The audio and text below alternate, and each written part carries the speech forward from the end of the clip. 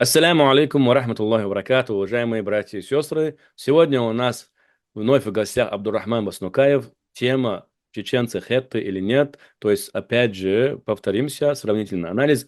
И сегодня завершающая, финальная стадия нашей работы совместно с Абдуррахманом. В основном его работа, конечно, но интервью имеется в виду. И сегодня это будет уже последняя завершающая тема насчет хеттов. Абдуррахман, ассаляму алейкум, маршуэл. عليكم السلام ورحمة الله وبركاته يا معشر طيب. Амин. Абдурахман, давай тогда начнем уже нашу последнюю, так сказать, я надеюсь, не совместную, конечно, последнюю, а в общем про хеттов. Иншаллах, может, мы будем с тобой прямые эфиры делать про хеттов, в общем, в истории тоже. У нас, кроме хеттов, есть история, имеется в виду, чтобы рассказать, да, иншаллах. Абдурахман, тебе слово. بسم الله الرحمن الرحيم الحمد لله رب العالمين اللهم صل وسلم وبارك على سيدنا محمد وعلى آله وصحبه والتابعين آمين. Прежде чем мы начнем тему третьей части, хотелось бы э, дополнить то, что мы сказали во второй части. А именно, после второй части некоторые люди обратили внимание на очень важный момент. То, что хетское слово, которое мы назвали, дашу, то есть даш, которое означало свинец.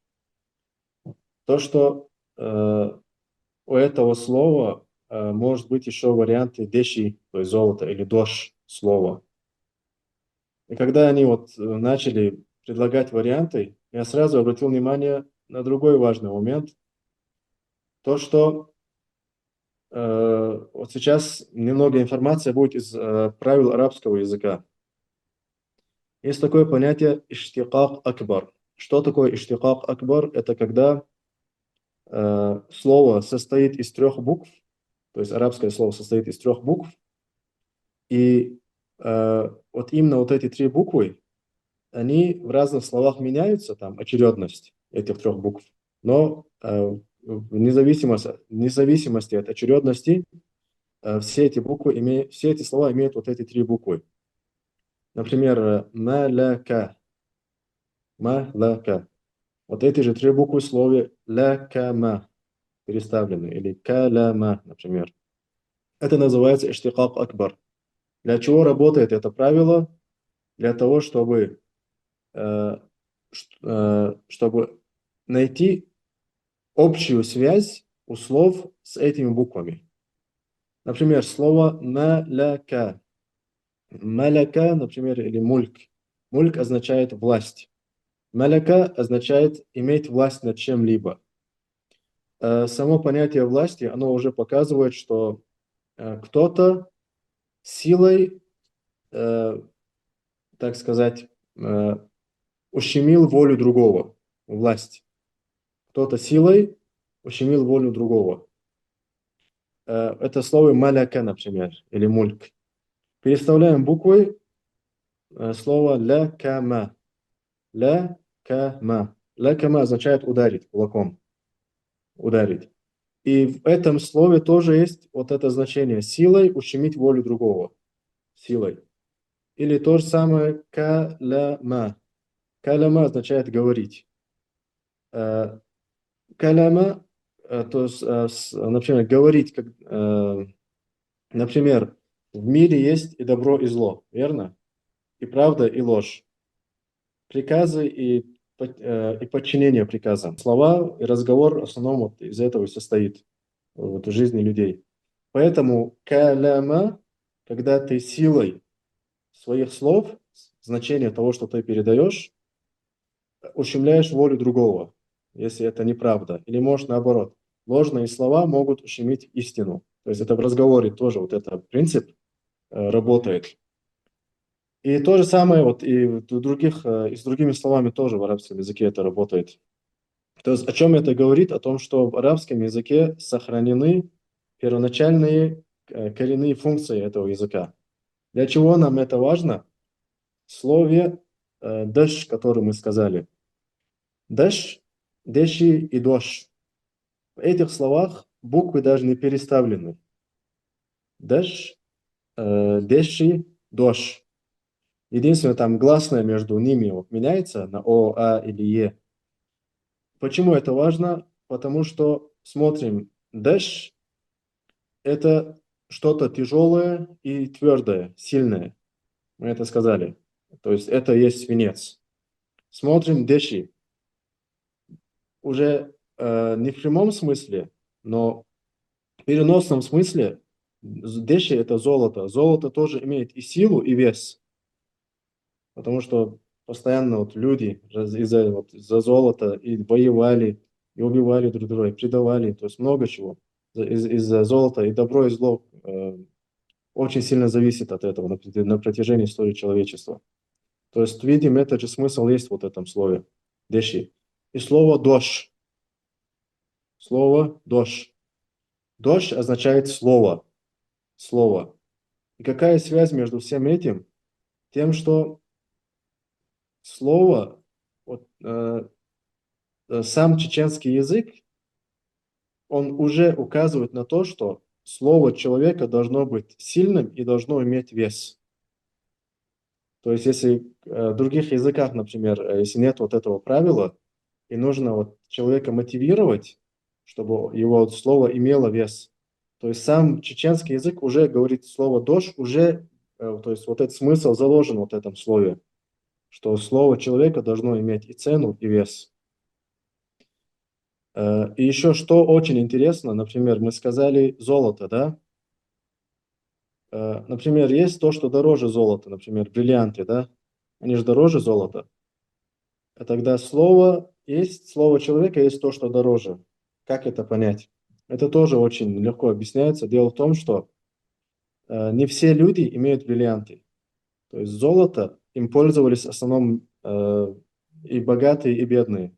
У кого-то больше, у кого мало. То есть от этого была польза у всех. Все получали от этого пользу.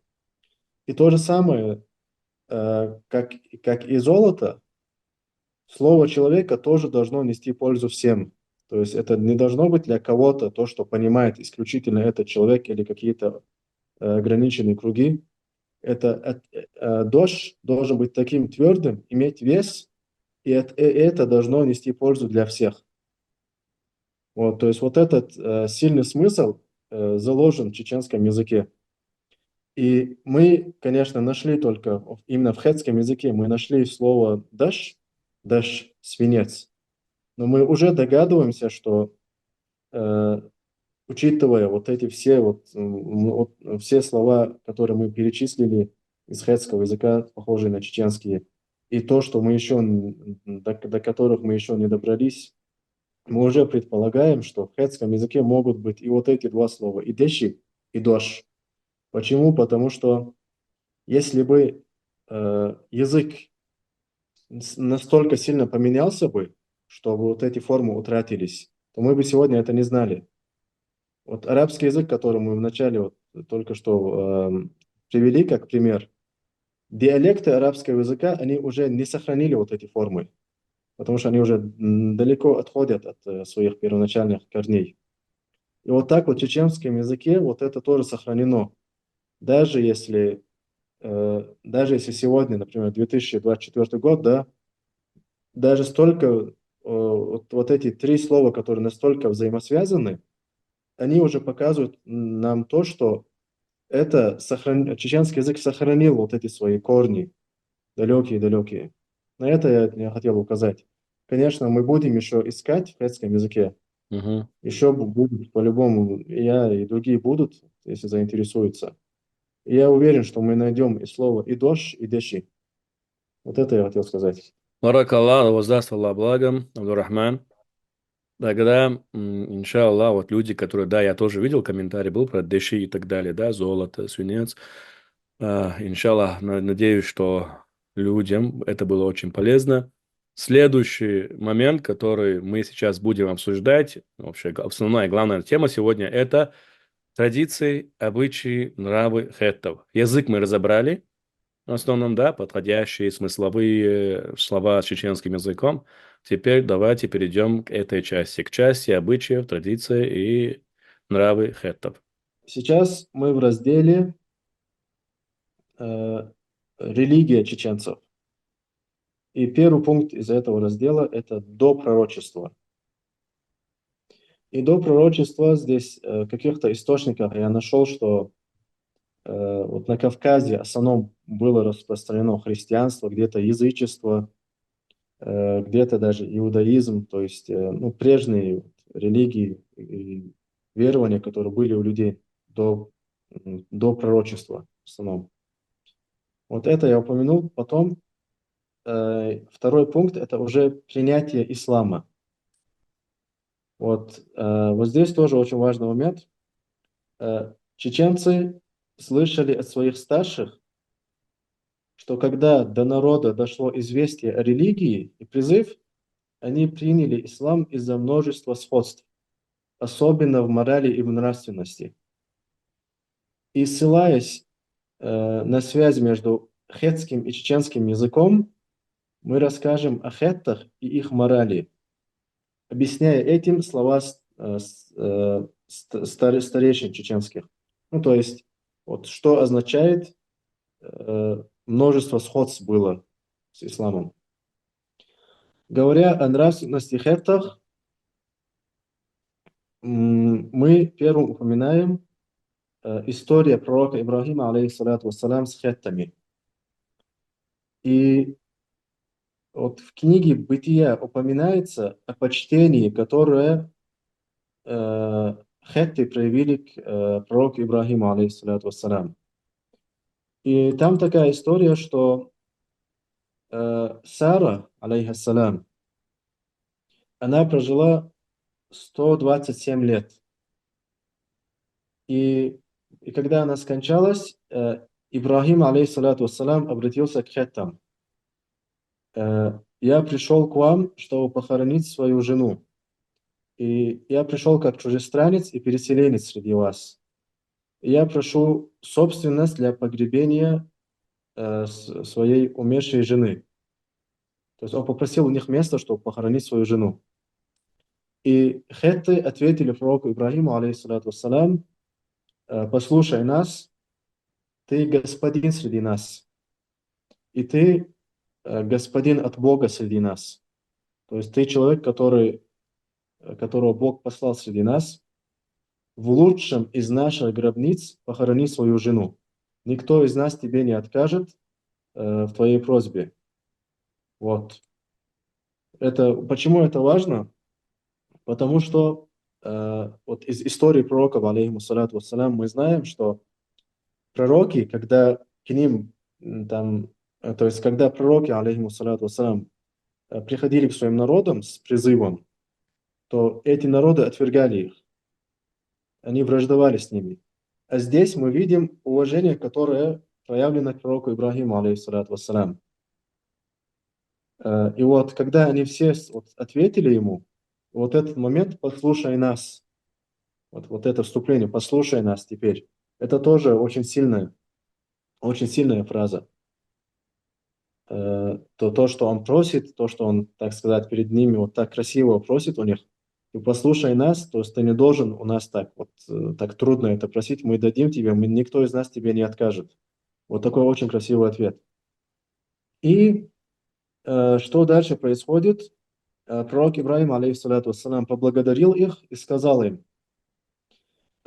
если вы так говорите, то пусть кто-нибудь из вас попросит у Эфрона, сына Цохара, чтобы он дал мне пещеру Махпела.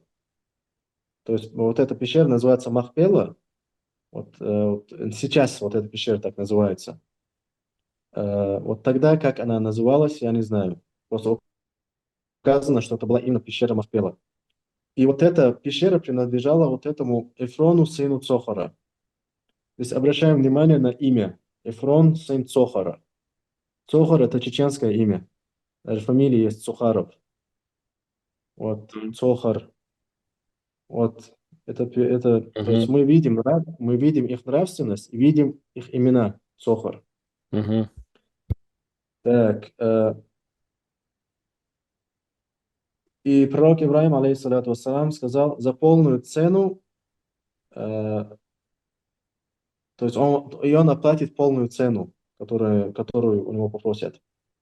Этот Эфрон сидел среди вот он среди хеттов, то есть он был там. То есть получается, что пророк Ибрахим, алейхиссалату вассалам, он лично с ним не знаком, но знает, что это ему принадлежит, и пусть кто-то попросит у этого Эфрона, чтобы дал место, чтобы я похоронил свою жену там. Эфрон сказал, среди всех людей, вот он встал и сказал, «Э, нет, послушай нас, послушай, наш господин». То есть вот это уважение, которое проявляет господин, то есть даже по имени не обращаются. Ты наш господин, то есть ты уважаемый человек среди нас. Послушай, поле я отдал тебе, и пещера, которая в нем, я тебе отдал ее. То есть он говорит, она твоя. Если ты ее хочешь, я тебе отдаю ее. Вот это Ифрон сказал, что отдает ему свое поле. Пророк Ибрахим, алейхиссалату вассалам, сказал, что он хочет отдать ему цену. На что Ифрон ответил, «Э, послушай меня, господин наш». То есть, видите, снова уважение он показывает. То есть он потом назвал цену, земля стоит 400 шекелей серебра. Что это между мной и тобой? Похорони свою жену.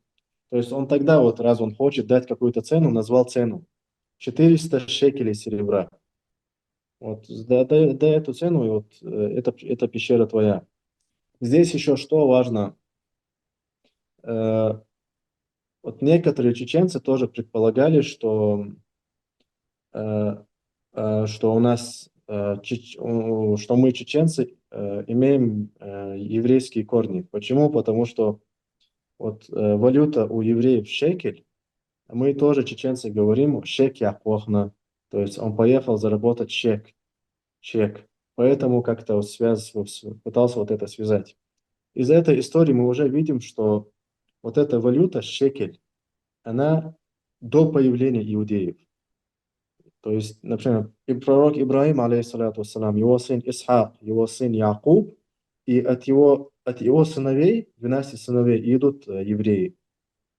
То есть, еще до появления евреев уже была вот эта валюта шекель. Поэтому это Да. тоже Аргумент выдвигается. то, что мы Да, не евреи, да? да, алхамдулилля. И послушал Ибрахим Эфрона и взвесил, потом и вот так вот они вот эту пещеру вот так вот продали. То есть вот эта торговая сделка там произошла. М,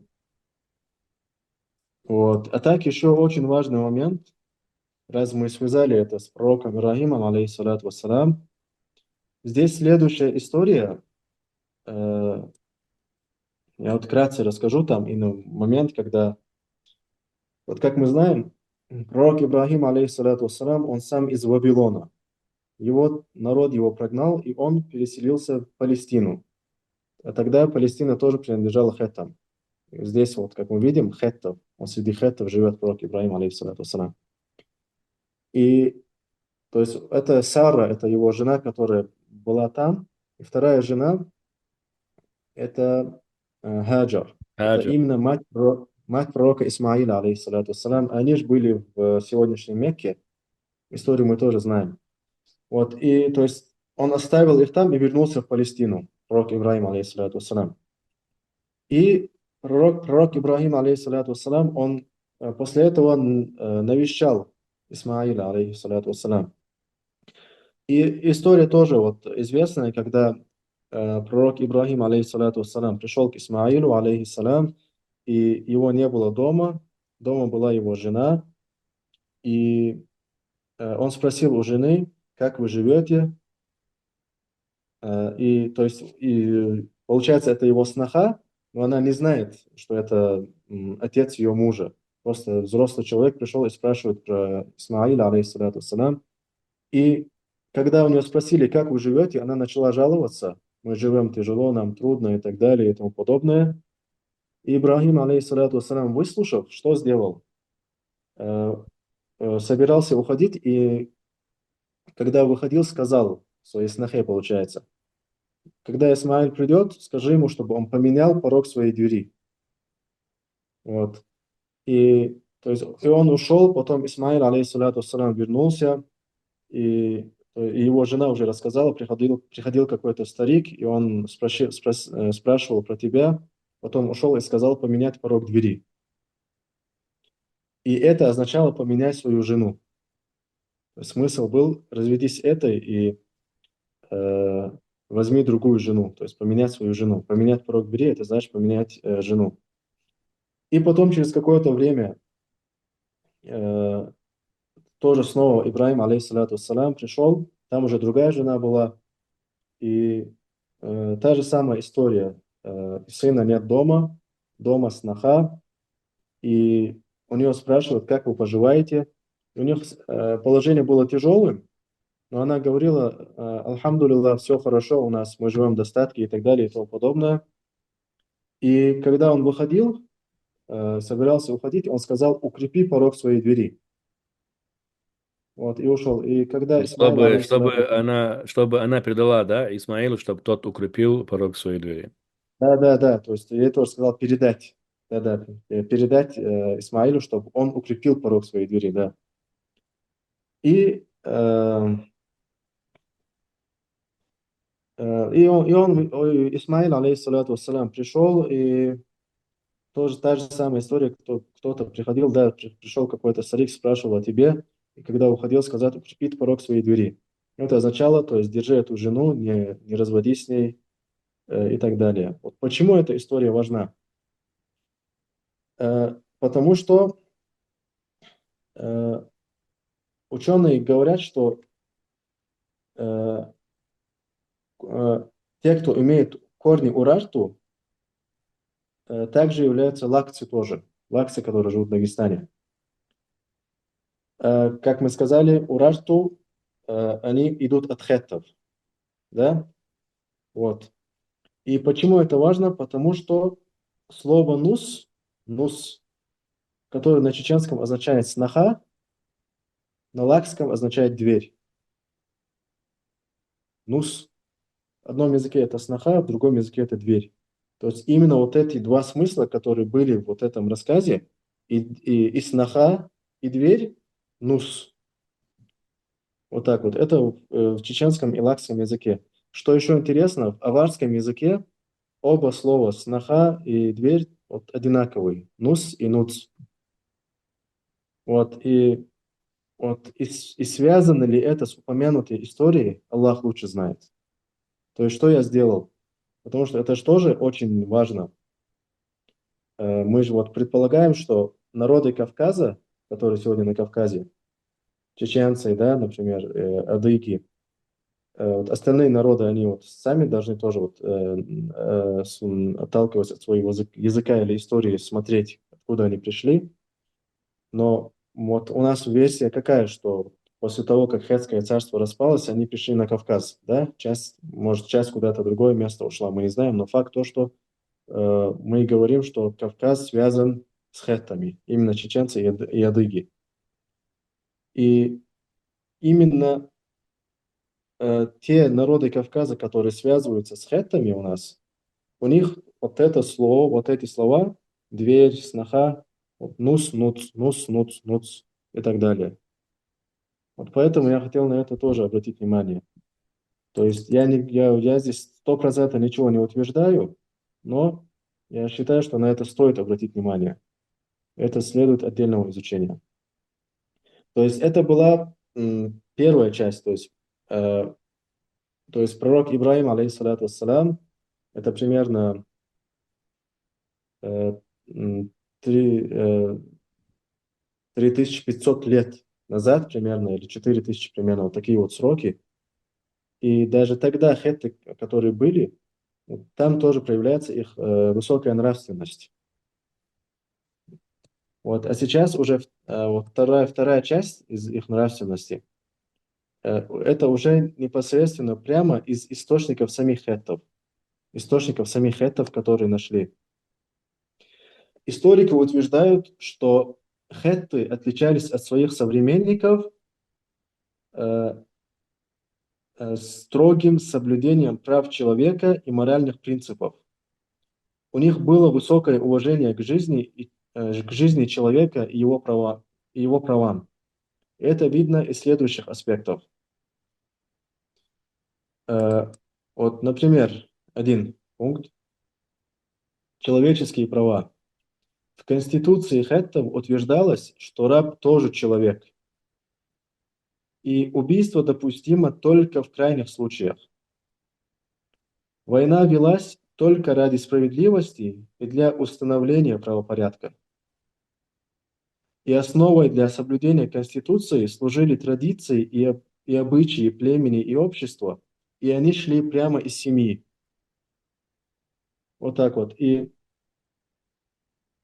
Э, и вот здесь на что стоит обратить внимание, что война велась только ради справедливости и для установления правопорядка. Рамзес II, про которого мы говорили, это фараон. Его отец Сети I, он тоже предпринимал попытки э, э, забрать земли хеттов, то есть территории. И у него тоже это не получилось. И проиграв битву, то есть даже отец его, отец Рамзеса, проиграв битву, он объявил о своей победе тоже. Там пропаганду пустил то, что они уничтожили хеттов, там расправились с ними жестоко. И узнав об этом, хетты что сделали? Они ответили им, что не будут даже на это отвечать, никак на это реагировать не будут. Почему? Потому что вот они сами, хетты, прямым текстом сказали, мы не заинтересованы начинать войну для захвата земель или расширения территорий и для увеличения материальных благ. Мы не начинаем так войны. Вот это и есть раскрытие смысла, что война должна вестись только ради справедливости и для Мгм. установления правопорядка. Мгм. И что вот здесь очень интересно, Абузар Эдамиров, Далдек Алвели, у него Да. тоже есть нарезка старая, где он говорит, что он изучал историю Чечни, и что даже за 1000 лет назад, если посмотреть, чеченцы никогда не начинали войну, чтобы забрать чужие земли или имущество. То есть вот этот характер, который, то есть вот этот принцип, который был у хеттов, то же самое об этом и говорит Абузар Эдамиров.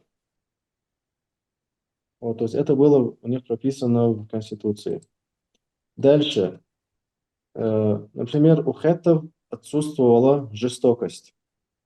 Там пытки, жестокость и все подобное у них полностью отсутствовали. Даже по отношению к рабам. Если, например, один человек, например, совершил какое-то преступление, он должен полностью выплачивать штраф своего преступления. А если это сделал раб, он выплачивает половину, оставшуюся половину должен выплачивать его хозяин. То есть в данном случае тоже заметно то есть понимание ситуации рабов. И что интересно, у нас в исламе, в нашем законе тоже наказание обычного человека по отношению к рабу половина. То есть это тоже очень похоже, как у нас. И что еще интересно, э, права рабов тоже охранялись государством. Права рабов. Хозяин не имел права наказывать своего раба свыше того, в чем он был виновен. То есть не было такого, что это мой раб, я делаю с ним что хочу. То есть на территории этого государства и права раба тоже были очень защищены. И что еще интересно, свободная женщина могла выйти замуж за раба, и это не умаляло ее чести. Это вот почему это важно? В те времена, как мы знаем, например, те же фараоны, что творили? Там порабощали народы и очень безжалостно и без какой не то что уважения, без какого-либо сострадания и жестокости они обращались с людьми. Это в те времена происходило. Кто-то может подумать, что раньше люди другие были, поэтому и хетты такие. Нет, в то время вот эти вещи происходили. Право на убийство было исключительным и ограничивалось лишь... Вот здесь тоже очень интересно. Пророк Мухаммад, алейхиссалату вассалям, упомянул в хадисе 3 вещи, которые дают право убить. мусульманина.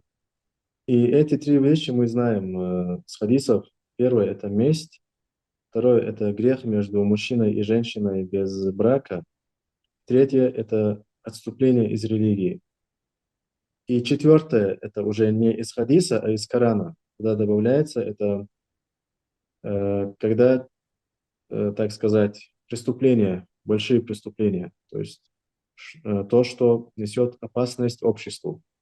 Это террористические акты и так далее. То есть не обязательно, чтобы они кого-то убили. Даже если они собираются это сделать, то за это тоже шариат позволяет убийство. Но это крайние меры, да убережет нас Аллах от этого. Амин. Аминь. И что самое интересное, в хетском законодательстве именно все так и указано.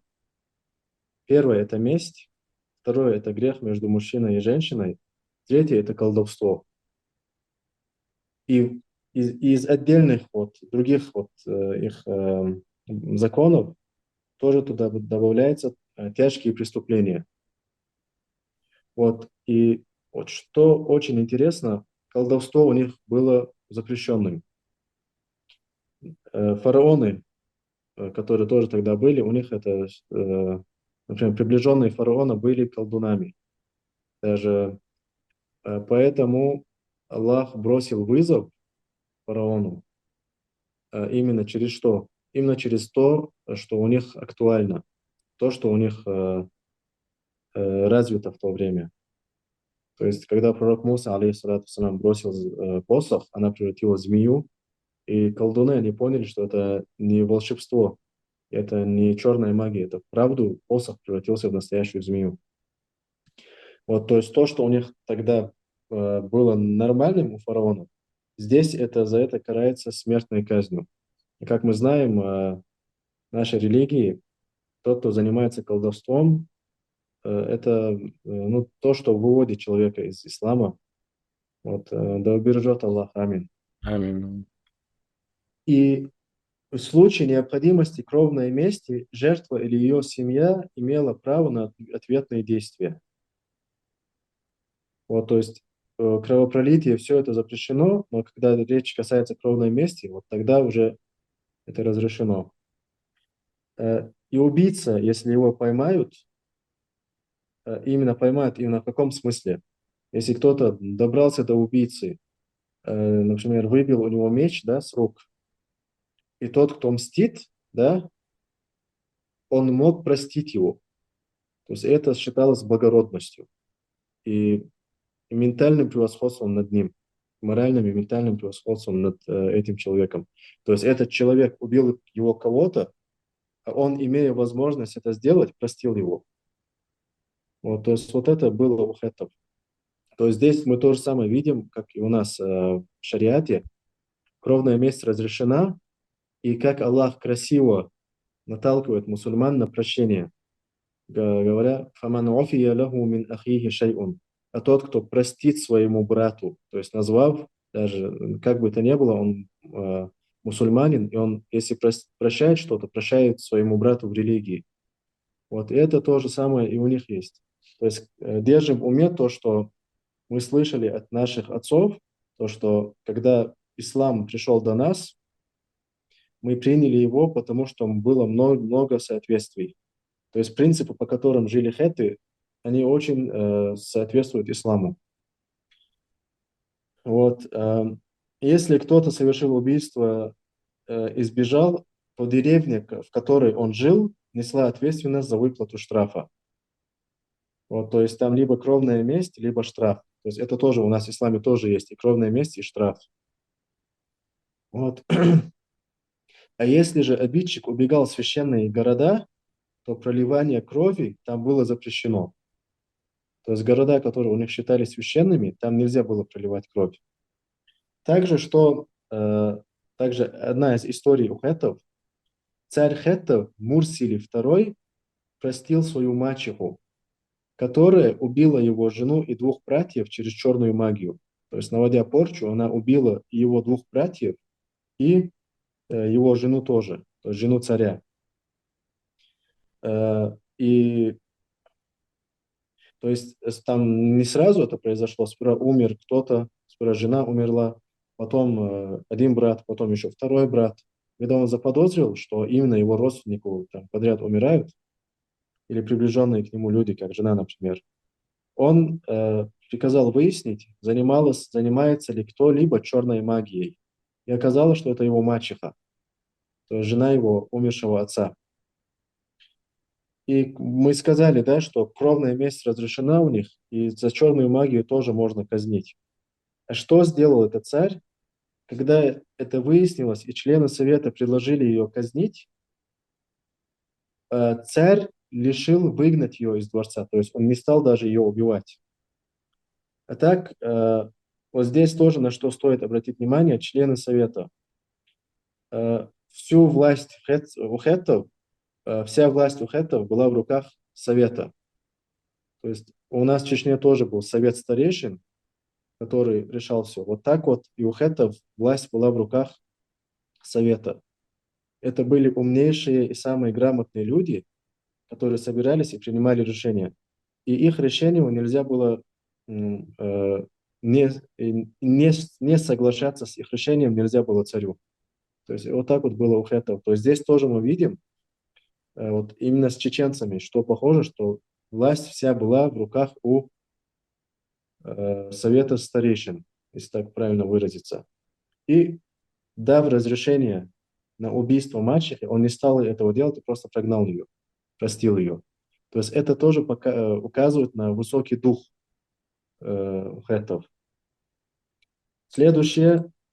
Сотрудничество свободных людей и рабов в тяжелые времена, даже без установленных конституционных норм для этой ситуации. Это указывает на высокий дух хеттского общества. Они были настоящими хозяевами и организаторами по своей природе. То есть, если, ну, как вы поняли, тяжелые времена, может засуха, может голод.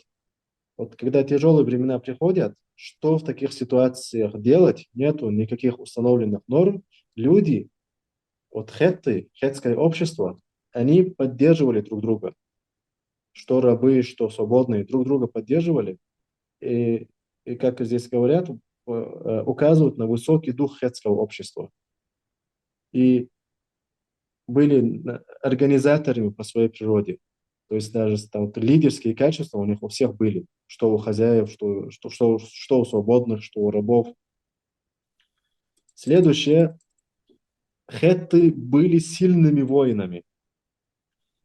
Достаточно упомянуть, что Анхесимнамон, то есть жена Тутанхамона, после смерти мужа попросила хетского царя Супилулиуму I отправить своего сына в Египет, чтобы он на ней женился.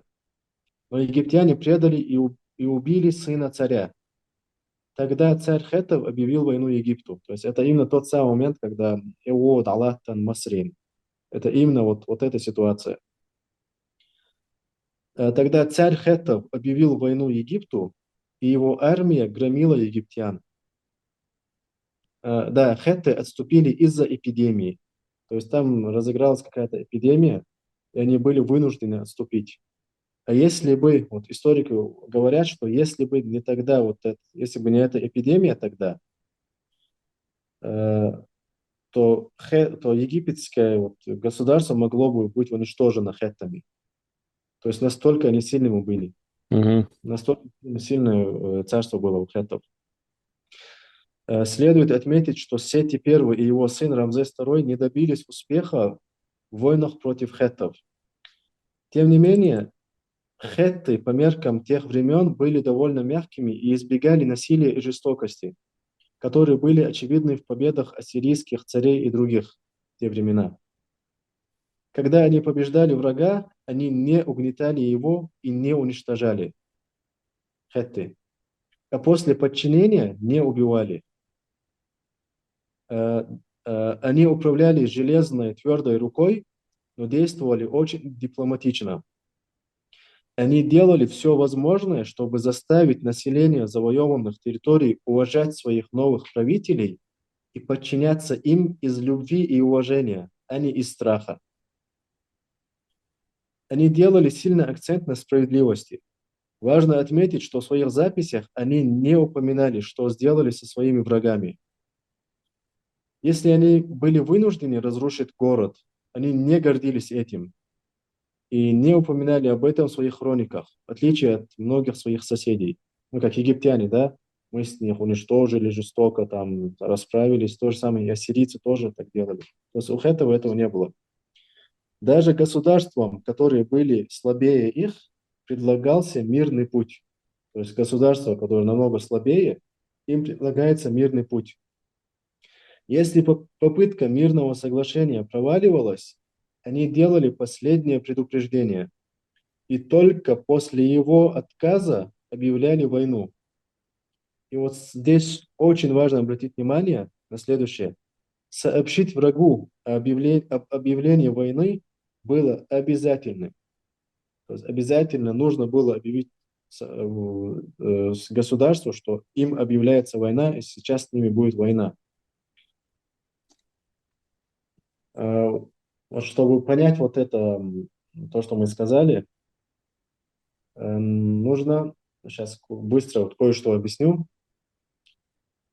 Есть такое понятие, слово, которое охватывает в себя все, что относится к нему. То есть, например, доброта, да, вот слово доброта. Мгм. То, что исходит из доброты, например, милосердие к другим людям, к животным, да, это милосердие, например, например, помогать кому-то, например, кто-то нуждается в материальных средствах, помогать ему материально.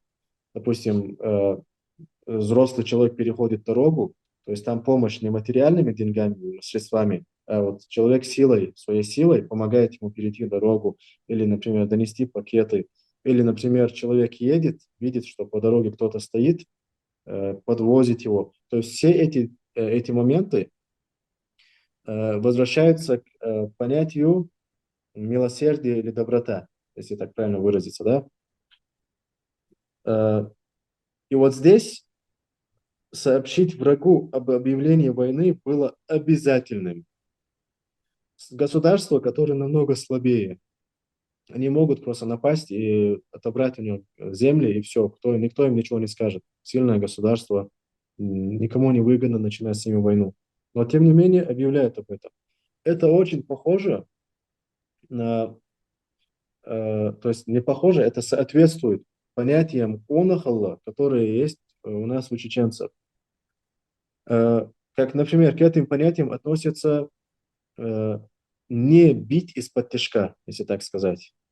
И на протяжении войн, которые у нас были исторически, вот мы знаем, да, чеченец не стреляет в спину, то есть не стреляет из-под тяжка, да.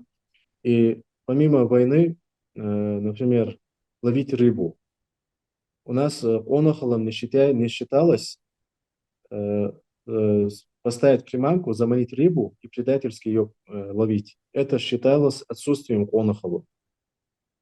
То же самое, когда охотники охотились на добычу, э, Мгм. оказавшись на выгодном расстоянии, да, к добыче, Мгм. охотник, он сперва кричал, чтобы животное вот, повернулось к нему лицом, и только после этого стрелял, говорят. То есть вот это понятие не бить из-под тишка, сообщать, что сейчас будет нападение или что-то вроде этого. Это было у нас у чеченцев, и здесь тоже вот это наблюдается. Тем более, что в хетском языке есть слово «онах», как мы говорили, «онах». Да, да. Э, Вот. Дальше. После победы, то есть мы сказали, слабые государства, даже после победы над ними не угнетали никого и заботились о безопасности и мире в захваченных государствах. Сосуществование с хеттами под их правлением было предпочтительнее для вот тех государств, чем унижение и угнетение, которые испытывали от египтян и ассирийцев. То есть для вот этих государств даже не то, что воевать, они сами хотели причисляться хетскому государству, государству, которые были слабее. Почему? Потому что, например, в одном сражении фараон Амазис II захватил 101 218 человек в одном сражении и обращался с ними как с животными, ведя их на веревках и подвергая пыткам. Не щадили даже стариков. Даже говорится, что они вели их, привязав руки вот сзади и подняв их руки вверх, то есть причиняя им тяжелые боли. Хетты же проявляли милосердие к другим и не угнетали никого в отношении языка, религии или культуры. Хетты не разрушили ни одну цивилизацию. Они, имея такую сильную державу, такое сильное государство, они не разрушили ни одну цивилизацию, они не разрушили. Также хеттам приписывают победу над египтянами без пролития крови, поскольку каждый хеттский солдат нес с собой кошку. Когда египтяне увидели это, они отказались от боя, поскольку кошки считались у них священными. То есть вышли воевать и держали кошек. Или также версия была, что они привязали кошек к своим щитам, чтобы египтяне это увидели. И вот так вот не состоялась битва. То есть здесь мы на что указываем? На их, вот одно дело внутри государства, да? Другое во время войны. Даже вот такую сильную, такую вот высокую мораль и высокую нравственность и высокое милосердие они проявляли и во время войны. То как это должно быть, когда вне войны? Там где даже рабов уважают. Вот. Следующее. У людей обычно принято на протяжении всей истории человечества предателей всегда наказывали. Предателей всегда наказывали. Но хетты смотрели на вероятную выгоду от этого, заключающуюся в возможности исправления человека. Вот, то есть, если человек предал, да, то есть его не наказывали, а давали ему шанс исправляться. И одной из деталей мирного соглашения между хеттами и фараоном Рамзесом II после упомянутой битвы при Кадеше было то, что хетты потребовали, внимания, чтобы египтяне не наказывали тех, кто предал египетскую армию и присоединились к врагу, то есть к хеттам. То есть, когда заключали мирный договор, хетты указали на то, что вот во время войны, если кто-то из египтян предал своих, перешел на сторону хеттов, и вот после заключения мира его семья, вот, то есть он сам египтянин, семья в Египте, если он захочет вернуться, да, чтобы его никто не трогал и не наказывал их. То есть они не то, что о своих людях заботились, они даже заботились о безопасности тех, кто вообще возвращается на свою родину, то есть вообще другое государство. И переговоры по этому пункту затянулись до тех пор, пока египтяне не согласились. То есть египтяне отказывались от вот этого пункта, чтобы не наказывать предателей. И хетты в конце концов настояли на этом, и египтяне согласились. Хетты также заявили, что те, кто бежал от египтян к хеттам, не будут возвращены в Египет. То есть тот, кто сбежал от египтян на земле хеттов, они его не вернут. Потому что возвращение беглецов из земли Хатты не является добрым делом. Так и указали, цитата была. Потому что возвращение беглецов из земли Хатты не является добрым делом. То есть они не будут никого возвращать, это уже в мирное время, за исключением случаев, когда беглец является опытным специалистом в своем деле. Вот если это специалист, который выгоден вам для вашего государства, вот его мы будем возвращать. А тех, кто не является таким, если он перебежит к нам, мы его вам не вернем. То есть вот такое, вот это тоже они заявили. И возвращение специалистов тоже по упомянутым условиям. То есть, что его не будут наказывать и пытать. Вот, э, как мы знаем из Корана, что делали фараоны? Например, тот же, например, Рамзес II, когда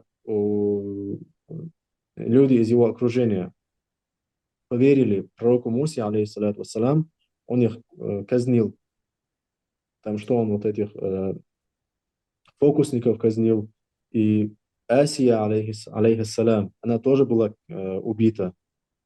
Вот, то есть то есть они вот наказывали всех, да, а здесь вот этого вообще не наблюдается, полная противоположность. И дальше. Здесь примечание. Здесь такой более детальный разбор выражения, которое мы процитировали, именно то, что сказали хетты, потому что возвращение беглецов из земли Хатти не является добрым делом. Вот Мгм. это выражение звучит странно. Почему странно? Например, вот сейчас пример приведем. Если я скажу, если я кому-то скажу, принеси мне воду, да, попить. Принеси мне воду попить. Вот это вот предложение, принеси мне воду попить. То есть я говорю, принести мне любую воду, годную для питья, верно? Мгм. И тот, кто получил от меня вот эту просьбу, да, он принесет мне любую воду, годную для питья. Если я скажу, принеси мне воду попить, и туда добавляю холодную, то есть уже не любая вода, а холодная. То есть любую холодную воду он должен принести. А если я скажу холодную воду, какой-то, например, у нас воды Шоуда, да, там Пилигрим или Серноводская. Если я скажу, принеси мне холодную воду, например, Пилигрим, то есть уже Серноводская, Шоуда выходят, и именно Пилигрим мне нужна, да? То есть вот то, что мы добавляем к предложению, вот все, что добавляется к предложению, именно качество, они ограничивают то, что мне принесут, да? То есть вот это правило сейчас важно понять. И почему? Потому что вот, вот эта цитата «Возвращение беглецов на землю Хатти не является добрым делом». Из земли Хатти не является добрым делом. Почему? Потому что правильнее было бы сказать «на нашу землю». Да? То есть возвращать беглецов из нашей земли – это нехорошо. Понятно. И здесь еще что важный момент. Поскольку речь шла о правах человека, вот хэты, они же защищают права всех, да? И неважно, враг или предатель. И их отношение к другим, вот, то есть хэты не только к своим хорошо относятся, и к врагам, и предателям, Мгм. двойных стандартов, то правильнее было бы сказать, потому что возвращение беглецов не является добрым делом. Это как сказать, принеси мне воду. Но почему они добавили хатты? То есть получается, как звучит? Возвращать беглецов из земли хатты – это нехорошо, а хорошо, если другие народы возвращают своих беглецов, это хорошо, что ли? То есть вот этот момент нужно понять, почему они добавили вот это слово из земли хатты. И вот этот момент раскрывается чеченскими словами. Уже мы чеченским языком мы можем раскрыть этот момент, а именно слово хатье. Хатье в чеченском языке означает то, что ценно и то, к чему нужно относиться с уважением. Например, вот у арабов есть, да, вот даже в нашей религии тоже вот это выражение «аль-масджидуль харам», «аль-масджидуль харам», то есть Запретное. запретная мечеть. Что это значит? Что эту мечеть нужно уважать, и то, что разрешено в других местах, запрещено там. И грех в других местах то есть грехи, которые совершаются в этом месте, они еще больше по степени. То есть это место нужно и уважать, и не грешить вот в этом месте. Примерно такой смысл. Хатье.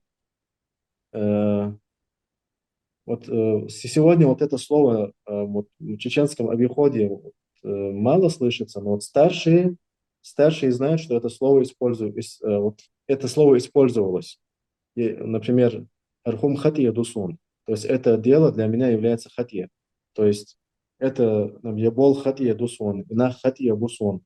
То есть эти люди или что-либо для меня хатия. То есть это и ценно, и уважение должно быть у меня к этому. Это запрещено. То есть вот эти смыслы, которые харам, масджидуль харам, запретная мечеть, это вот очень близко к этому смыслу слова хатия. Смысл слова хатия. Э, И почему? Вот почему я именно вот так это рассматриваю? Потому что хетты считали свои земли святыми из-за своих добрых дел. То есть они считали эти земли святыми из-за совершаемыми ими добрых дел. Хетты, во что они верили? В то, что Бог милосерден, Бог милосерден. И если не будет проявляться милосердие между людьми, то Бог не будет доволен, и Он не благословит их земли. Поэтому они старались делать добрые, правильные дела, чтобы Бог благословил их земли и делал их земли святыми. Это было их убеждение. И вот связав вот это слово «хатья» и то, во что они верили, здесь четко складывается вот эта картина. Потому что таким образом вот то, что они сказали, возвращать беглецов из земли Хатти не является добрым делом, приобретает такой смысл. Потому что возвращение беглецов из священной земли не является добрым делом. То есть тот, кто призывает к добру и считает свою землю священной, не должен возвращать тех, кто бежал к нему. Мгм. Вот, хатье. Это слово есть в чеченском языке. Хатье. И здесь стоит обратить внимание на то, что мы, кажется, об этом говорили в предыдущей записи, то, что в хетском языке парные согласные, которые есть в слове, и эти же слова, которые есть у нас в чеченском языке, они используются с одной буквой. Например, хатти, хати. Да, вот хатти, хати. Да, Уннах, онах. Нанна, нана. да, да. Эсул, эсал. И вот сейчас следующее слово, это тоже, я считаю, одним из очень-очень сильных знаков и доказательств связи чеченцев с хеттами, а именно слово хасу. Хасу. У нас у чеченцев есть имя Хасу. Хасу. Да, есть. Но вот есть короткие имена, у чеченцев есть, да, например, Хейда, например, да, или вот Хасу, Бета, Хама, Песа. То есть есть такие короткие вот имена. И мы бы могли предположить, что слово Хасу и Хасу это просто совпадение. Потому что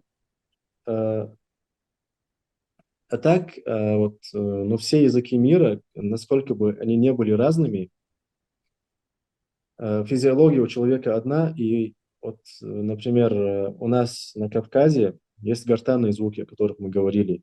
Этих гортанных звуков нет в других языках, да. Но вот если учесть вот эти различия между всеми языками, есть какие-то звуки и буквы, которые есть у определенных народов, но есть буквы, которые есть у всех народов, да, как А, там, Б, Т, там, Р, В. То есть эти буквы есть во всех языках. То же самое Ха, Су. Ха, Са есть во всех языках. И поэтому, увидев слово Хасу, хетское и Хасу, чеченское имя, так сразу утверждать это неправильно. Вот поэтому здесь нужно быть очень осторожным. Почему? Потому что из-за из-за того, что мы только что сказали, то, что вот эти буквы есть, которые есть во всех языках, многие иногда читают или слышат слова с других языков, и там, если вот буквы, там конструкция совпала, сразу идут и приписывают это, ну, к чеченцам, например, да, вот некоторые так делают. Да, это может быть похожим, но э, на самом деле там может быть совершенно разные корни у этих слов. Например, вот слово, например, вот дурак, да, в русском языке, дурак, Мгм. дурак. Это означает, ну, человек с умственной отсталостью, да, если так выразиться. То же самое слово в турецком языке означает остановка. Дурак– это остановка. Вот. Э, вот если мы вот предположим, что вот в каких-то старых, или вот предположим, что вот сейчас 24 год, и через 1500 или 2000 лет кто-то находит какие-то тексты, да, и вот слово «дурак», вот, например, в русском языке увидел, и вот если тот, кто знает русский язык, если он сохранится на те времена, то он сразу скажет, это наше слово. Турок тоже скажет, это наше слово. Верно? Верно. Э, Или, например, чеченец тоже может подумать, что это чеченское слово, как дорак, то есть подтвержденное действие прошедшего времени, продолжительное подтвержденное действие прошедшего времени, дорак, то есть делал, то похоже, да? Или араб тоже может сказать, что это арабское слово. Почему? Потому что дурак на арабском это одно из имен, то есть названий льва. То есть мы видим, да, то есть одинаковые звучания Мгм. в четырех разных языках уже имеют разные смыслы. То есть от того, что слово похоже, это не является аргументом. Чтобы проаргументировать это, нужно смотреть, есть ли и другие языка, то и другие слова данного языка.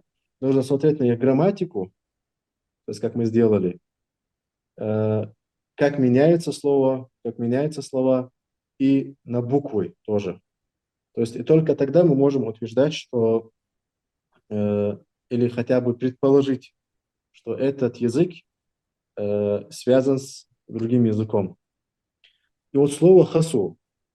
Почему я обратил внимание на это слово? У нас есть имена, например, Саид Мухаммад, Саид Али, Саид Хамзат, да? То есть имя Али, там, Мухаммад, Хамзат и приставка Саид. Есть такие имена у нас. Но есть одно имя, и Мгм. которое имеет приставку хас. Это Мгм. имя Мухаммад. Хас Хас. Мухаммад. Хас Хорошо. Магомед. Вот этой приставки нет ни в одном из других имен. То есть у нас в чеченском, у чеченцев либо Хас Магомед, Хас Мухаммад, либо просто Хасу. И если бы у слова Хасу не было бы смысла, мы бы не добавили вот эту приставку Хас перед именем Мухаммад. Есть ведь, вот мы же перечислили, да, вот короткие имена в чеченском языке есть, и почему среди них всех именно Хасу, Хас. Здесь стоит, вот, здесь стоит вспомнить еще один момент из истории Чечни. Как мы знаем, ну, на протяжении известной нам истории чеченцев у нас не было королей и царей, да, правителей у нас не было, у нас был совет старейшин. И э, да, у нас не было царей и правителей, у нас был совет старейшин. Э, и почему я вот сейчас об этом говорю? Потому что хасу в хетском языке означает царь, царь, король, властитель. И что у нас получается таким образом?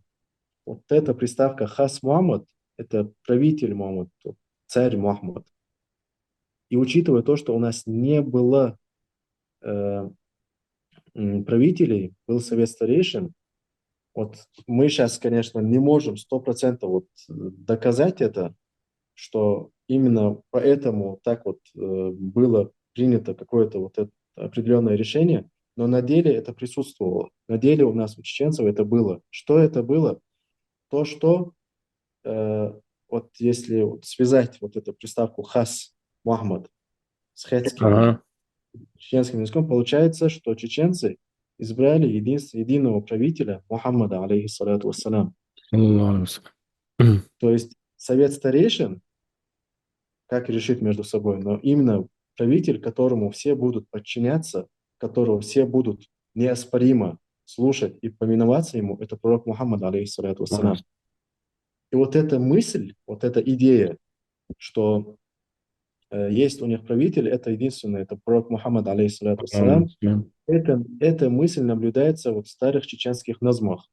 Если внимательно прислушаться и обратить внимание, они о пророке, алейхиссалату вассалам, говорят как том, кто все еще среди них. То есть у них нету, то есть большинство назмов, там обращение к пророку, алейхиссалату вассалам, как ко второму роду. То есть не как как ко второму числу. То есть ты. Вот, то есть вот эта идея обращаться к пророку, алейхиссалату вассалам, как к живому, который есть среди нас, вот, и вот это слово хасу вот, идеально складывается под то, что мы только что сказали. Хас Мухаммад. Еще раз, если бы у слова хас не было бы смысла, почему его вставлять перед этим именем? Это единственное имя, перед которым есть вот эта приставка. Вот. Идем дальше. Это тоже очень сильно. Следующее. Это то, что там момент, когда царь хеттов обращается к своему племени. Имя племени Панкур. Панкур. Это имя редко встречается среди чеченцев, но все еще существует, как Банкур. Банкур. Даже фамилия есть Банкуров у чеченцев. Банкуров. Фамилия есть. Да, да, я даже знаю Банкурова. Да, да. Вот Банкур. Это имя. То есть это тогда говорится, что это название племени. И вот это обращение, вот этот царь призывает внимательно, то есть он призывает людей своего племени быть едиными, как волки. Быть едиными, как волки. И волк у хеттов был тотемом. То есть тотемным животным хеттов является волк. То есть и здесь тоже сходство идеальное. Также я хотел бы обратить внимание на формирование множественного числа в чеченском языке. Например, основное это добавление аш, наш, меш, да, как мы говорили. Вот, то есть в основном вот эта форма аш, наш в конце, это, так сказать, общая форма для имен существительных. А, например, для наций, да, вот, когда человек относится к какой-то нации, там уже чуть другая форма. Например, э, араб– арбой, турок– туркой. Или, например, тот, кто относится к какому-то определенному племени, да, Угу. чеченской тайпы, например, шутой, например, э, какие там еще вылетели из головы.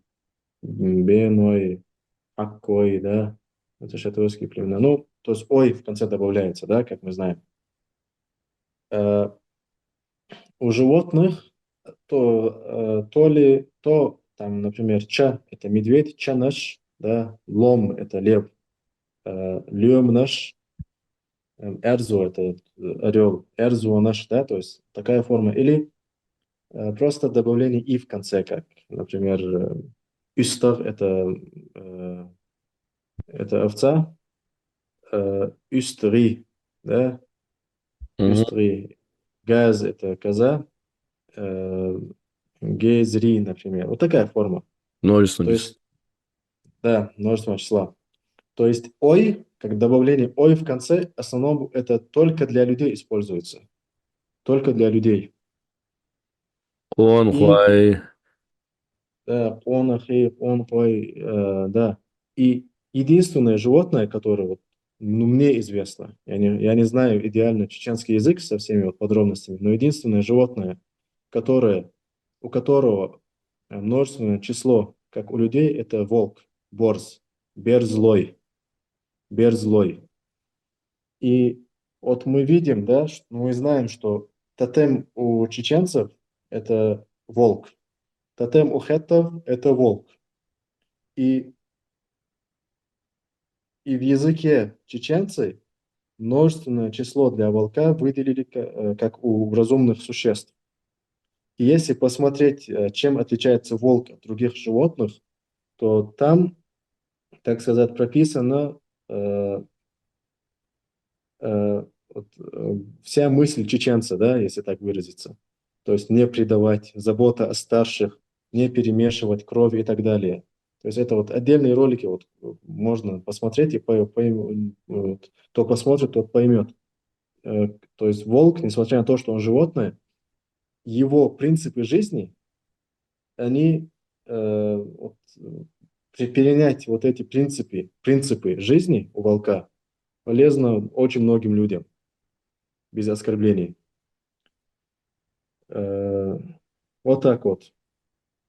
То есть не просто так волк у нас тотем, и это, как мы догадываемся, идет из далеких корней, и вот это добавление «ой» в конце для «берзлой», это тоже несет в себе большой смысл. И также вот в этом тексте про волков упоминается, что молодых людей одевали в одежду из овечьей шерсти, из овечьей да, шерсти. То есть это просто я упомянул, и это вот мы, конечно, не можем 100% утверждать, но если посмотреть древнюю одежду жителей Кавказа, то это вот эта бирка, да, вот эта шапка с папаха, она вся из овечьей шкуры в основном, из овечьей и иногда из козьей шерсти. Вот это тоже информация. Идем дальше. Следующее– это то, что хетты поклонялись идолам, и их количество доходило до 1000 богов. До 1000 богов доходило количество идолов хеттов. И, кстати, один из этих, вот, так сказать, богов у хеттов был Тешуб. Тешуб– это бог Урарту. Тешуб. То есть тот, кто был у хеттов, наблюдается и у Урарту тоже потом. Причина этого, то есть причина того, что у них было 1000 богов, заключалась в том, что они не запрещали никому верить в свои убеждения, как уже упоминалось. То есть они никого не угнетали в его вере. И они принимали любого, кто называется Богом. То есть любое понятие Бога они принимали. Однако, важно, э, они не возводили человека в ранг божества. То есть они не говорили, что человек может стать Богом. И вот что во времена пророка Ибраима, алейхиссалату вассалям, Нумруд возомнил себя Богом, да, и фараон Рамзес II тоже возомнил себя Богом, мы это знаем. То есть они не возводили никого в ранг божества. И у них была фраза «царь-бог», то есть царь-бог. У них есть эта фраза, и она означала, что царь любимый Богом. То есть царь, приближенный к Богу. Вот так вот. Также внимательно, они верили, что царь ответственен за свои поступки, а что даже царь ответственен за свои поступки перед своим Господом после смерти. Вот. И несмотря на высокий статус, он не был непогрешимым. И то есть у них не существовало религиозной касты. Вот здесь, э, вот здесь что мы сразу видим? То, что Бог то, что человек не может быть Богом. Это тоже очень сильное заявление. И следующее, это то, что даже царь после смерти ответственен за свои поступки перед Богом. Почему это важно? Потому что из Корана, вот прямо из Корана мы знаем, что пророки до Мухаммада, алейхиссалату вассалям, когда они призывали свой народ к тому, что нужно, ну, донеся до них свое послание, и потом они уберегали людей от того, что будет после смерти, что им отвечали? То, что эта жизнь одна. То есть человек проживает эту свою жизнь, потом исчезает. То есть после этой жизни ничего и нет больше. То есть это, так сказать, мысль материализма, да, то есть то, что мы видим, только это и есть. Это присутствовало у древних народов, а здесь этой мысли нету. То есть это как у нас в исламе. Вот. Мы же тоже, вот это есть то, во что мы верим, что каждый после смерти отвечает перед Богом. И вот что важно у нас в исламе, э, отношение ислама даже к умершему человеку, оно особенное. То есть мы даже умершего человека не рассматриваем как вот умер, все, исчез. Вот ученые ислама говорят, что, вот, как мы знаем, смерть – это выход души из тела, да? В этой жизни его тело мертвое, но его душа, она продолжает дальше существовать. И человек со всеми своими знаниями, со своим характером, со своей личностью, он остается и после смерти. И отношение к человеку очень красивое в исламе, именно к умершему человеку. Вот в фикхе есть такой вопрос использования воды, нагретой солнцем, да, и ну, при определенных условиях, сейчас не будем растягивать. Что нам важно, э, вот эта вода, которая нагрета солнцем, ее использовать нежелательно у нас в фикхе, именно в маликитском и шафитском двух мазхабах. Эту воду использовать нежелательно из-за вероятного риска. Но риск именно какой? Потому что если эта вода находится в ржавеющем, в Да, том, что ржавеет, да. вода в нагретом состоянии, Заболевание э, кожи там и так далее, может быть. да, да, и там важно, что это не просто нагретое солнцем, там именно в горячих местах, как там Африка, да, вот, арабские страны, вот, применение этой воды является нежелательным в маликитском и шафиитском масхабах из-за вероятности заболевания кожи. И это нежелательно использовать эту воду человеку наружно и внутрь, то есть пить эту воду тоже нежелательно. И также использовать эту воду к животным тоже является нежелательным. То есть, как мы и раньше говорили, э, причинение вреда животному расценивается как причинение вреда человеку. В судный день это будет равно оцениваться. И человек, который умер, то есть он умер, его сейчас нужно искупать, да, как мы знаем, искупать, завернуть и совершить ему намаз и похоронить его. То есть человек, срок которого закончился на этой земле, даже нельзя купать этого человека этой водой. То есть нельзя, имеется в виду, нежелательно. Даже в отношении мертвого человека использование этой воды является нежелательным. И нежелательным, что значит, что если есть вероятность, а если мы знаем, что точно эта вода навредит, что живому человеку, животному или даже в жизни эта вода могла бы навредить этому человеку, то это уже использовать становится запретным, харам.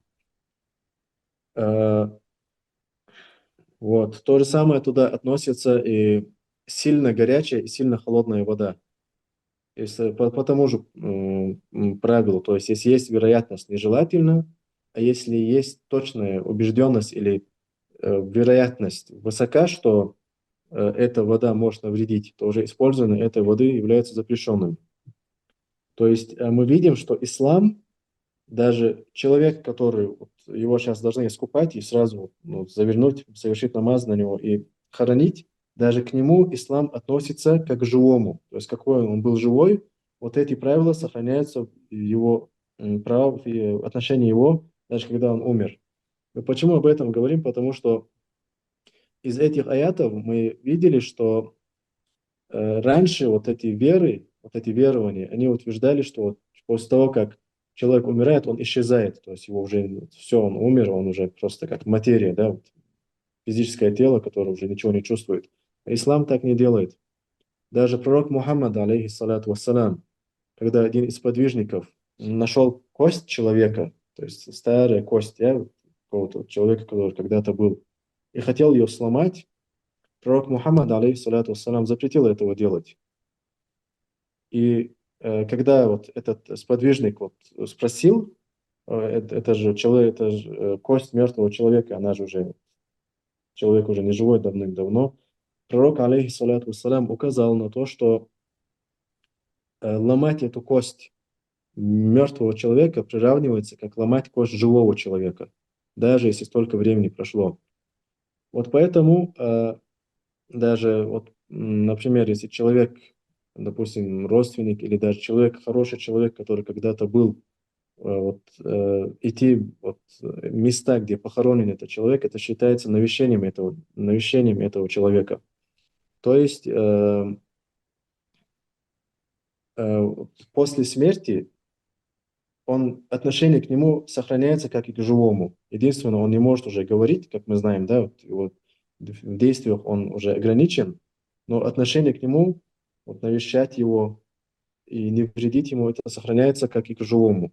То есть мы этим передаем мысль ислама.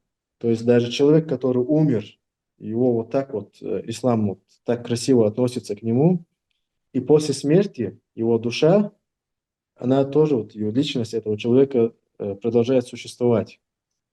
И вот у хеттов мы видим, что у них вот про то, что человек умер и должен отвечать за свои поступки перед Богом, у них и это есть. И вот помните, мы говорили про кеш наш, то, как они прощались с этим человеком, вот тоже вот что на это указывает, то, что у них не было и там этой мысли, что человек умер, все, он материя, которая исчезла. Нет, не было и этого там. Там нет таких сильных раскрытостей, то есть там не очень сильно раскрыто, вот, что они делали, как они прощались с человеком, вот, обряд, как проводился, тут таких сильных подробностей нет, но в том, что они и к умершему человеку так же, как и ислам относились. И после смерти, то, что человек встает перед Богом, вот эти два момента и у них тогда были, и у хеттов, как мы наблюдаем. Вот. Идем дальше. Мы сказали, что у них не существовало религиозной касты. То есть вот какая-то каста религиозная, то есть с которыми нельзя не соглашаться. Вот они представители религии, они во всем правы, их нельзя оспаривать. Они все, что они сказали, это истина. У них не было даже этой мысли. У нас вот это убеждение исключительно в адрес пророков, алейхиму салату вассалям. То, что раз Аллах избрал этих людей и отправил к людям, то Аллах знает, кого посылает. Аллах знает, кого Он отправляет. Вот адрес них у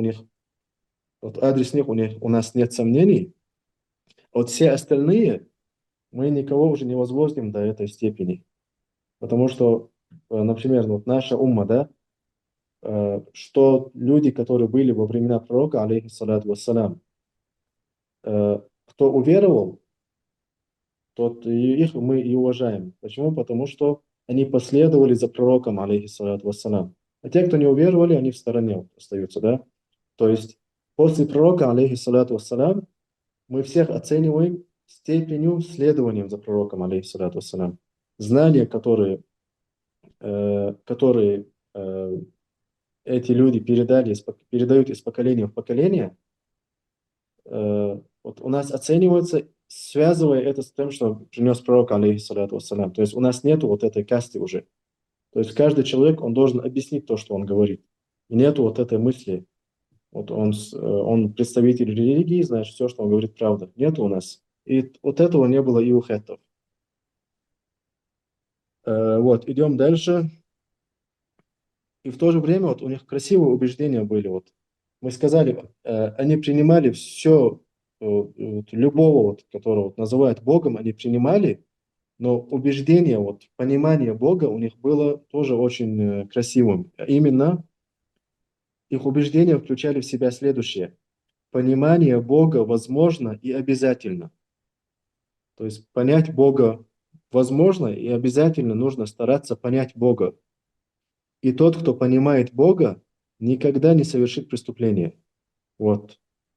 Вот то, что мы сказали, да, чуть раньше. Они были убеждены, что э, Бог милосерден, и если они не будут проявлять милосердие, то Бог не благословит их места. Кстати, поэтому они не совершали жертвоприношения во имя Бога. Там людей есть, вот сжигали люди разные, в разных верах, сжигали, убивали, казнили жертвоприношение Бога. У них не было этого. Они вот как вот, и отношения, вот, и относительно жертвоприношений, хетты были убеждены, что Бог не будет этим доволен, потому что Бог всех сотворил, и так обращаться с творением Бога, казнить там кого-то, Бог этим не будет доволен, это может разгневать Бога. Поэтому у них не было даже этих жертвоприношений публичных, вот этих казней жестоких, у них всего этого не было. И вот как они говорят, понимание Бога возможно и обязательно, и тот, кто понимает Бога, не совершит преступления и не согрешит. А если даже сделает, то обязательно раскается. Вот. Э, И еще что интересно, если на них обрушивался голод, засуха или другое бедствие, они считали это небесной карой, то есть наказанием небес. И первое, что они делали, каждый от царя до раба пересматривал свои грехи. То есть каждый должен был пересмотреть свои грехи. Вот это хетты, да, это вот они, у них они верили в тысячу богов, да, но их убеждение относительно Бога, то, что если ниспустится какая-то беда, то все должны покаяться перед Богом. Может, это может быть наказанием. Это актуально и для нас по сегодняшний день.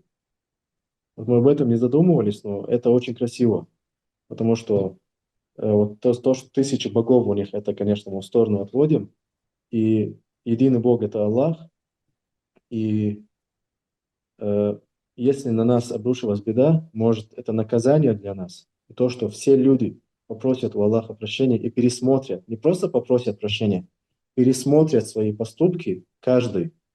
И то, что из-за одного человека, может, всех наказали. Вот этим убеждением, если мы тоже будем вот так действовать, это будет очень даже хорошо. Дай Аллах всем всего наилучшего. Аминь.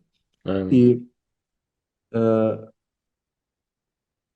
и еще ложь и обман у них считался одним из величайших грехов. Ложь и обман. И ничто, построенное на лжи, не приносило благословения. Вот это были их убеждения. И вот что интересно, историки утверждают, что хетские законы имели небесное происхождение.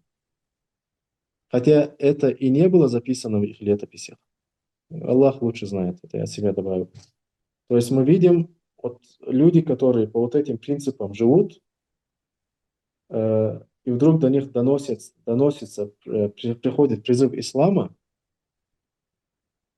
что мы должны делать, там почти то же самое. Единственное, признать единым Богом Аллаха. Вот. И вот мы вот сперва сказали про наш язык, как он схож с хетами, их переселение тоже сочетается, да, сходится. И теперь их законы.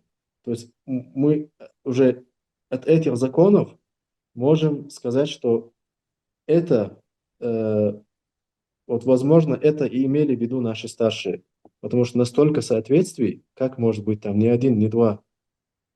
Опровержение на утверждение Василия Струве. Так как я брал эту информацию из источников, да, один из этих источников является книга написана Василием Струве. Это советский ученый, востоковед. Вот, просто если написать Василий Струве, в Википедии все нам скажут. И я делаю ему опровержение. То есть я не востоковед, то есть это не мое направление, чтобы делать такому человеку опровержение. То есть я не на этом ранге вообще даже. То есть у меня вообще другое направление. Но здесь я смело делаю ему опровержение. Почему? Потому что Струве объясняют нравственность хеттов как политический метод для власти над людьми через доброе обращение, утверждая, что милосердие и нравственность у них были лишь средством для достижения государственных целей. Но на самом деле хетты не были такими, какими их описывали. То есть Струве сделал такое заявление. Я ему делаю опровержение. Что я говорю? Если люди уважают раба в обществе, уважают врага на войне, заботятся о безопасности врага, который возвращается в свою страну, не возвращают беглеца, за исключением э, квалифицированного мастера, прощают предателя, не разрушают цивилизацию побежденного народа, предлагают мирное решение тем, кто слабее. Как можно это объяснить? Хитрая политика для достижения личных выгод. Как это можно так объяснить вообще? Да. Причиной этого является то, что Струве был марксистом и коммунистом. А такие люди, материалисты, их сердца лишены проницательности. И они не понимают таких понятий, как милосердие и нравственность. Вот. То есть у них вот материя, цель, вот Мгм. все. Да, да. Типа, главное, чтобы достичь цели, а какими методами, способами, это уже не важно. И то, что Да, человек проявляет милосердие, это всего лишь игра, как будто для них это. да, да. И то, что они не видят, вот это милосердие, да, если они этого не видят, значит, этого и нету. Вот материалисты, марксисты. И, и вот здесь я добавил то, что и они не щадят даже сиру лучшего из людей, пророка Мухаммада, саллаллаху алейхи вассалям, интерпретируя его действия на Аравийском полуострове как борьбу за власть. В то время как на самом деле это было распространение религии. То есть это было распространение религии на самом Да. деле. Они это описывают как борьбу за власть. То есть эти же марксисты, коммунисты, вот они так и описывают это. Они изучили этот вопрос только с точки зрения конфликта между Мухаммадом, саллаллаху алейхи вассалям, и курайшитами, ограничив распространение ислама только районами Мекки и Медины. То есть они говорят, почему тут дальше не пошел пророк, алейхиссалату вассалям. Это стремление востоковедов сделать ислам локальной религией, в лучшем случае региональной, относя ее исключительно к арабам. То есть это только религия для арабов, но не признавая ее как религию для всех народов. Их цель принизить ислам, даже если они признают его как религию. Они ложно утверждали, что откровение пророку, алейхиссалату вассалам, было ничем иным, как творческими мыслями и воображениями, вдохновением пророка, алейхиссалату вассалам. То есть то, что он сам от себя Коран писал, пророк Мухаммад, алейхиссалату вассалам. То есть они даже, не то, что нравственность этого, они даже вот к пророку, алейхиссалату вассалам, вот, тоже вот так вот до него дошли, вот эту ложь про него сказали, алейхиссалату вассалам. И здесь я говорю, чист наш пророк, саллаллаху алейхи вассалям, от этих ложных обвинений. Дальше я привожу вот 4 строки из стиха. Э, Этот автор стиха защищает пророка, алейхиссалату вассалам, от всех вот этих нападков и лжи. И он говорит, клянусь, они неправы, их невежество ужасно. Невежество в важных вещах является большим позором. То есть это я перевел с арабского на русский. Они подобны тем, кто безрассудно враждует с небесами. Ведь те, кто враждует с небесами, в конце концов будут повержены. Вот так вот. Вот эти стихи я привел. То есть они даже слишком много себе позволяют. Вот. И здесь я еще добавил, что мы не отрицаем труды Струве, признаем его усилия. Но все же нужно быть объективным. И его пример – это один из множества случаев идеологической или догматической предвзятости, которая ослепляет людей, не позволяя им принять истину. То есть, если ты фанатеешь или ты принципиально вот держишься за что-то, то ты не признаешь истину. Это неважно, марксист, там, коммунист или даже в религии у нас. Вот эти течения, они вместо того, чтобы понимать, когда они фанатично относятся, принципиально, вот то же самое и там происходит. То есть не могут принять истину. И достаточно сказать, что он, то есть Струве, в начале своего обсуждения, то есть перед тем, как начать говорить о морали и нравственности хеттов, он заявил, вот важный момент, вот речь идет о хеттах, о их законах, о их конституции. То есть этот народ был вообще 3000 лет назад. Он должен был просто пересказать и все, да? Народ был 3000 лет назад, был такой народ, и все. На этом вопрос закрыт. Но нет, что Струве делает? Он перед тем, как начать говорить о хеттах, об их нравственности, что говорит? Мы многим обязаны усилиям Ленина и Сталина. Вот. Вообще, они при чем здесь? Мы многим обязаны усилиям Ленина и Сталина, которые научили нас правильному методу понимания вещей. Затем он указал, что не марксисты, то есть не марксисты, ошибочно верят в искренность нравственности хеттов. И что он откроет людям, в кавычках, истинное положение вещей. Ну, то есть вот так вот. То есть он с этих слов начал свой рассказ о хеттах. Вот, то есть этим уже понятно, насколько он принципиален, насколько он предвзят Ну да. и свой марксизм. То есть здесь мы уже вот закончили о хеттах. И дальше что? То есть уже на основании языка, географического местоположения, археологических находок хеттов, а также их нравов, и связав это с тем, что мы услышали от старейшин чеченских, можно понять их принятие ислама из-за многочисленных совпадений. Вот об этом говорили некоторые арабские историки. То есть следующая часть уже то, как чеченцы приняли ислам. Вот это у арабских источников это есть. То, что когда вот здесь текст, вот здесь текст большой, я не буду растягивать, но обращу внимание, что автор этой книги, араб, он рассказывает, что во времена второго халифа Умара ибн аль-Хаттаба, ради Аллаху анху, в 18 году хиджры, это по григорианскому календарю 639 год, мусульманские войска продвинулись и завоевали Азербайджан, расположенный на юго-востоке Кавказа. После того, как они уладили дела и упорядочили ситуацию, они направились к другим землям, то есть уже на север они двинулись, то есть выше. Одной из таких земель была земля чеченцев, жители которой с радостью и одобрением приняли призыв ислама в 19 году хиджры. Это 640 год до нашей эры. То есть это арабы пишут, арабские источники. Люди охотно принимали ислам. Издавна известно, что чеченцы крепко держатся за свою веру и за свои принципы и готовы защищать их. Абдурахман, 940 год до нашей эры. 640, 640 год нашей эры, извиняюсь. 640 год. Нашей, да. Да, я ошибся. 640 год нашей эры. Вот.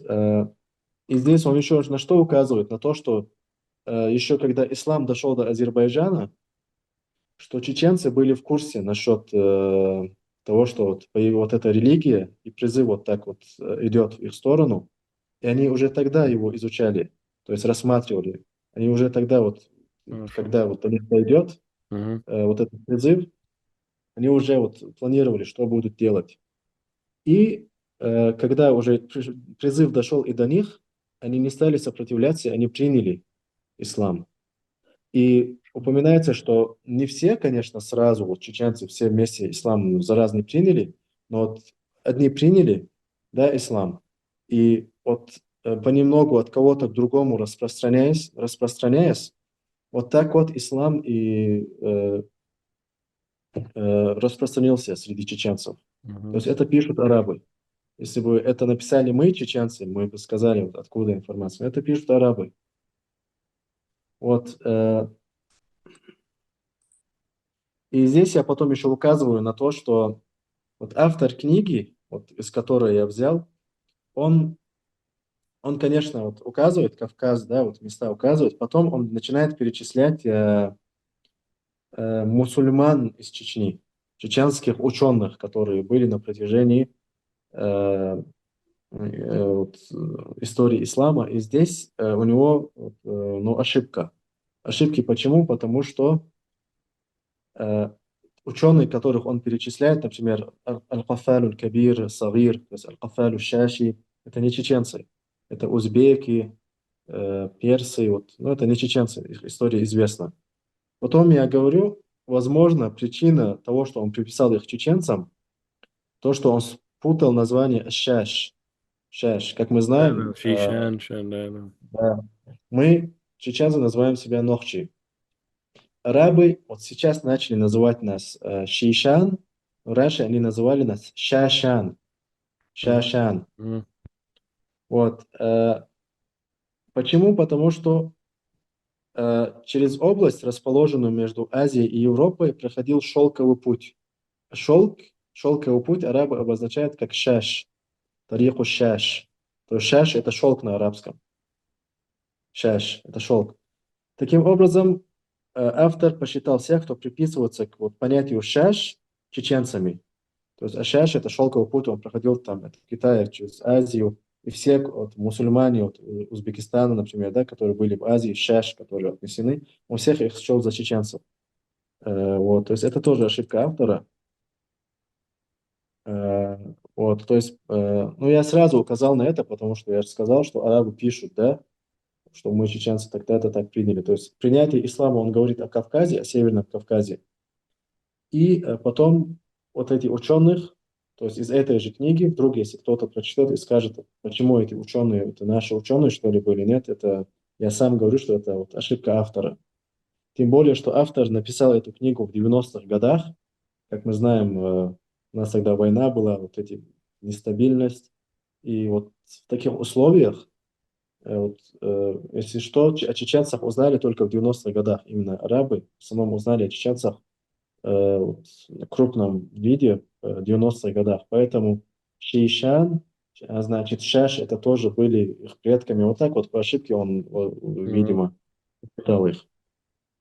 И вот на что я хочу сейчас обратить внимание. Э, вот авторы прям по годам указывают, в какой год ислам дошел до Чечни. Э, также вот это слово, которое мы сказали, хас Мухаммад. Хас Мухаммад. Слово хас, вот сегодня, вот я еще раз говорю, может кто-то знает, но я не нашел, что слово хас означает правителя или царя. Вот хас в чеченском языке означает грядка, но хас мама точно не означает грядка мама. Это понятно. Вот. И учитывая то, что вот слово, если хасу у нас неизвестно, вот нам, чеченцам, и через все вот эти связи с хетским языком получается, что Хас Мухаммад, правитель Мухаммад, царь Мухаммад, саллаллаху алейхи вассалям, и то есть имя сохранилось, но смысл слова потерялся. Возможно, из-за того, что у нас и не было царей. То есть этого понятия у нас нет, и вот поэтому слово потерялось. Это тоже нам указывает на то, что ислам чеченцами принят очень давно. Очень-очень давно. Вот так вот. И, конечно, мы 100% вот сейчас не можем вот все это вот сказать. Э, вот мы же стопроцентное утверждение не делаем. Мы это все говорим из здравого смысла. Вот, и сейчас, после всех вот этих аргументов, доказать, что чеченцы не относятся к этому, и то, что это неверно, уже очень трудно. То есть уже нужно доказать, что эти слова не чеченские. Но имеется в виду, чеченцы не понимают эти слова. То, что Хас Мухаммад, вот, Это то, что мы сказали только что. Вот. На этом именно тема, связанная с хеттами, закончилась. В дальнейшем, уже вот в своей вот этой работе, я уже пишу вот уже известная нам история Чечни, уже, то есть со времен нашествия монголов. Уже Мгм. с этого Тимур, момента я... Тимур, там, Да, Золотая Орда и так далее. да. И то есть это все будет идти до конца развала Советского Союза, Мгм. то есть до 91 года. Почему? Потому что тема сама себя включает, как чеченцы сохранили религию под Гнет коммунизмом. атеизма. Да. Добрый Расул, да, Алдыканс Бекамбал. Я думаю, Мусульманам. многие наши зрители возьмут себе пользу, некоторые моменты посмотрят, некоторые части, именно для них это будет близко, чтобы люди изучали религию, это очень важно, да воздаст Аллах благом. Это была у нас завершающая третья часть. Я буду так сказать, в основном не перебивал, и потому что вообще я люблю, чтобы человек без того, чтобы кто-то ему, да, там, говорил, а единственное, некоторые моменты вставлял свое слово, а так, чтобы он свободно сам говорил. И да воздаст Аллах благом, Абдурахман, иншаллах, да, Аллах, если даст Аллах, свидеться, свидимся, не прощаемся, иншаллах. Так, и также, уважаемые наши зрители, изучайте свою историю, в первую очередь изучайте свою религию, следуйте религии, поистине в этом и есть спасение. Вассаляму алейкум ва рахматуллахи ва баракату.